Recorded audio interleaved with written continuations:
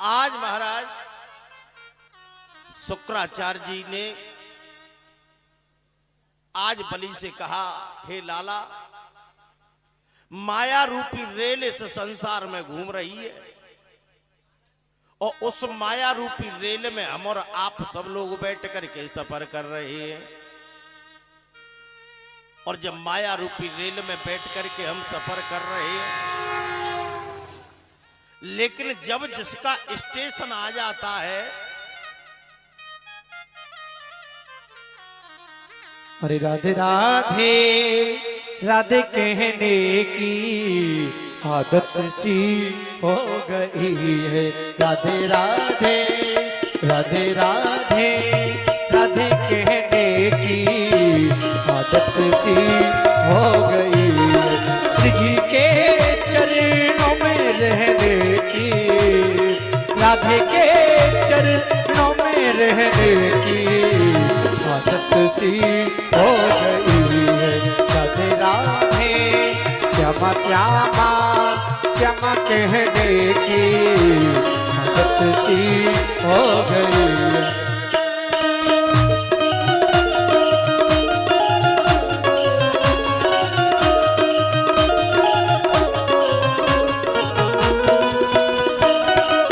श्री राधे, ताली बजाते रहेंगे सभी भक्त प्रेमी माता बहन।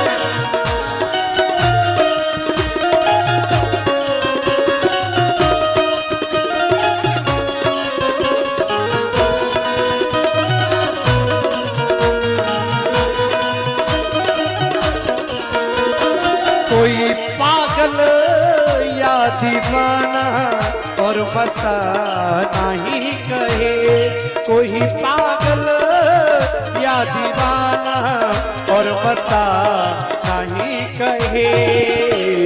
अब तो तेरे नाम, अब तो तेरे नाम में रहने की आदत सी हो गई है।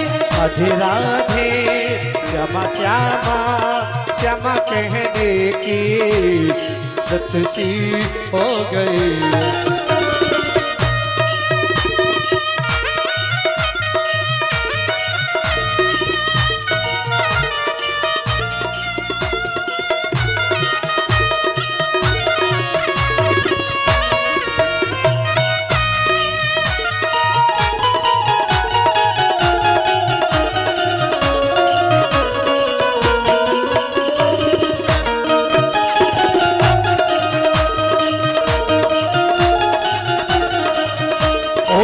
मेरी फरियाद पे न तुमने कोई गौर ही किया, मेरी फरियाद पे न तुमने कोई गौर ही किया। अब तो मेरे नाम, अब तो तेरे नाम में रहने की आदत सी हो गई है। राधे राधे श्यामा श्यामा श्यामा कहने की आदत सी हो गई है। जय जय श्री राधे श्यामा। आज गुरुजी कहने लगे, लाला, माया रूपी रेल में बैठ करके हम और आप सब लोग सफर कर रहे हैं और जब जिसका स्टेशन आ जाता है वो अपने स्टेशन पर उतर करके परमात्मा के धाम को चला जाता है। उसके बाद में किसी के लिए न कोई फोन करता और न कोई कार्ड डालता। इसलिए भगवान का यज्ञ करना प्रारंभ कर दो। आज गुरुजी ने जैसे इस प्रकार से कहा, तुरंत ही राजा बलि ने यज्ञ करना प्रारंभ कर दिया। और जैसे ही यज्ञ करना प्रारंभ किया तो यज्ञ के प्रभाव से राजा बलि का जो यश है वो बढ़ने लगा। और जैसे ही यश बढ़ने लगा, देवताओं का यश था वो कम होने लगा। और जब देवताओं का यश कम होने लगा तो आपको पता है जब बेटे पर किसी भी तरह की आपत्ति आती है तो मां को बहुत दुख होता है। आज दैत्यों महाराज जैसे ही देवताओं का यश कम होने लगा, उसके बाद में महाराज मैया अदिति उदास हो गई। मैया ज्यादा बात मत करो, जल्दी स्वागत करके अपनी जगह बैठ जाओ, हैं?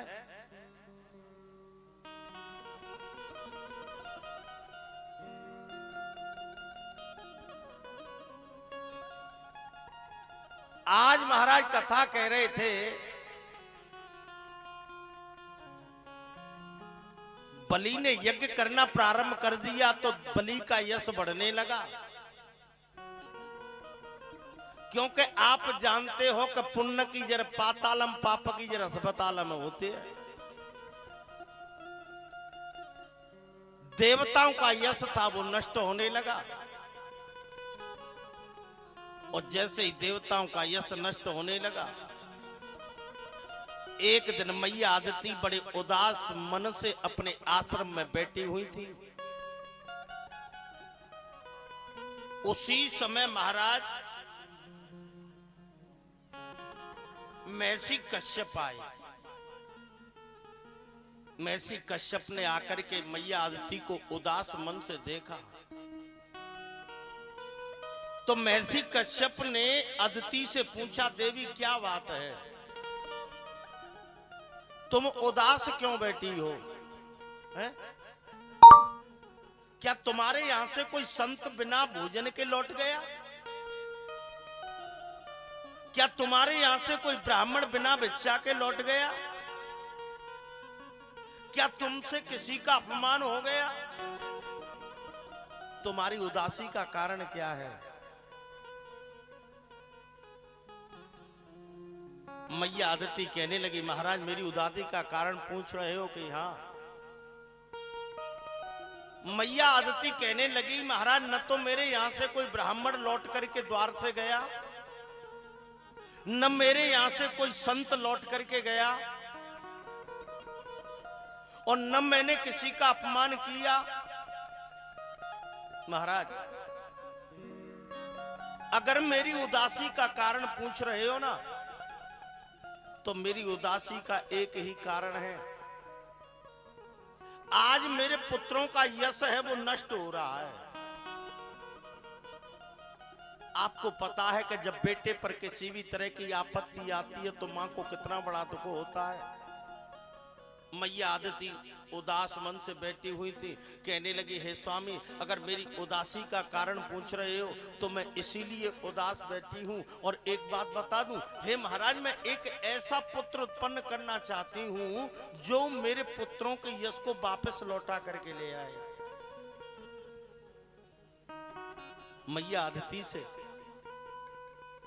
अदिति ने महर्षि कश्यप से जैसे इस प्रकार की बातें कही, महर्षि कश्यप कहने लगे, देवी एक बात ध्यान से सुन लो, अगर कोई स्त्री मनोवांछित पुत्र प्राप्त करना चाहती है, ए मैया अगर कोई स्त्री मनोवांछित पुत्र उत्पन्न करना चाहती है तो उसको ये व्रत करना चाहिए। कौन सा? जो महर्षि कश्यप ने मैया अदिति को ये व्रत बताया।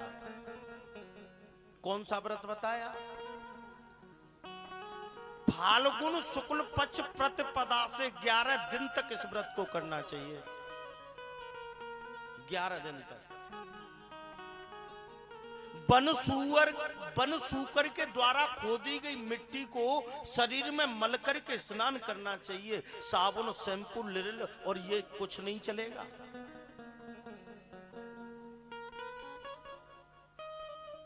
एक समय भोजन करना चाहिए। भोजन में नमक मिर्ची नहीं खावेगी। प्रतिदिन सूर्य महाराज घी का दीपक जला करके महाराज ठाकुर जी के सामने जलाना चाहिए, सूर्य नारायण भगवान को अर्घ देना चाहिए और पतिदेव के चरणों की सेवा करनी चाहिए। और जब शाम हो जाए तो एक मंत्र का जाप करना चाहिए और वो मंत्र है केवल नंद गोप रह जाता यशोदा गर्भ संभवा। अगर कोई स्त्री इस मंत्र का 108 बार जाप करके 11 दिन तक इस व्रत को करती है, 12वें दिन 7 महात्माओं को भोजन करा के यथाशक्ति दक्षिणा देनी चाहिए, तो उस स्त्री के मनोवांछित पुत्र की प्राप्ति होती है। महर्षि कश्यप ने ये व्रत बतलाया। मैया अदिति ने तुरंत ही इस व्रत को किया। मैया अदिति ने जैसे ही इस व्रत को किया, भगवान प्रसन्न हो गए।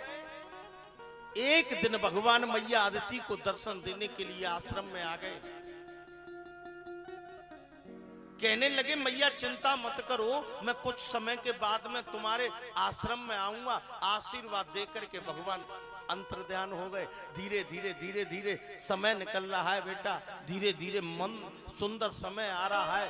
मंद मंद वायु बह रही है, कोयल कूक कर रही है, पपिया प्यू प्यू की आवाज कर रही है, गायों के स्तनों से दूध टपक रहा है, नदियों का जल है वो धीरे धीरे करके बह रहा है। और महाराज चारों तरफ आनंद ही आनंद छाया हुआ है। और आपको पता है बाबा कहते हैं कि जा दिन ते हरि गर्भ है आए, सकल लोक सुख संपत्ति छाए। राम सिया राम जय जय राम, राम सिया राम जय जय राम। जा दिन ते हरि गर्भ है आए, सकल लोक सुख संपत्ति छाए। राम सिया राम जय जय राम, राम सिया राम जय जय राम। मंद मंद वायु बह रही है, कोयल कूक कर रही है, पपिया प्यू प्यू की आवाज कर रहे हैं। धीरे धीरे सुंदर समय आ रहा है। धीरे धीरे महाराज भादों का महीना आ रहा है। भादों के महीने में महाराज धीरे धीरे महाराज सुंदर समय आते हुए भाद्र मास में शुक्ल पक्ष आ रहा है। शुक्ल पक्ष में महाराज अष्टमी तिथि वो द्वादशी तिथि आ रही है। दिन के मध्याह्न काल में और अभिजित मुहूर्त में, और तुरंत ही मेरे प्रभु मैया अदिति के सामने प्रकट हो गए। बोलिए वामन भगवान की जय। इस द्वादशी को हम और आप लोग विजया द्वादशी के नाम से जानते हैं। आकाश में नगाड़े बजने लगे, गंधर्व गान करने लगे, अप्सराएं नाचने लगी, ब्रह्मादि देवता स्तुति पूर्वक पुष्पों की वर्षा करने लगे। कश्यप जी को आगे करके ऋषियों ने उनका उपनयन संस्कार किया। देवता और ऋषियों ने उन्हें छत्र प्रदान कर दिया, दंड प्रदान कर दिया, कमंडल प्रदान कर दिया, जपमाला दे दी, नाना प्रकार की वस्तुएं प्रदान कर दी। भक्त और महाराज उमा देवी ने उनको भिक्षा डाल दी। जैसे ही भिक्षा डाली और तुरंत ही मेरे वामन भगवान अब तो महाराज नर्मदा नदी के किनारे और किनारे चल दिए। और जैसे ही नर्मदा नदी के किनारे किनारे जाने लगे तो उसके बाद में महाराज जहां पर राजा बलि की यज्ञ हो रही थी उधर जाने लगे। और आपको पता है कि बामन का भेष बनाया, राजा बलि को छलने आया। बामन का भेष बनाया, राजा बलि के द्वारे आया। बामन का भेष बनाया, राजा बलि के द्वारे आया। ओ चलिया का भेष बनाया, राजा बलि के द्वारे आया। माथे चंदन चंदन लगा, हाथ का मंडल लगा। माथे चंदन लगा, हाथ का मंडल लगा। माथे चंदन लगा, हाथ का मंडल लगा। माथे चंदन लगा, हाथ का मंडल लगा। छतरी को लेके आया, रजबली के द्वारे आया। चावन का भेष बनाया, रजबली के द्वारे आया। बोलिए वामन भगवान की।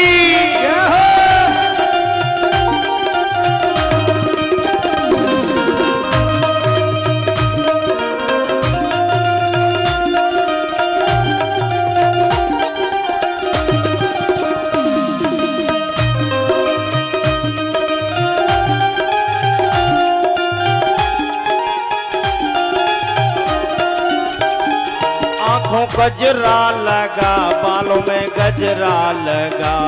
आंखों गजरा लगा, बालों गजरा सजा।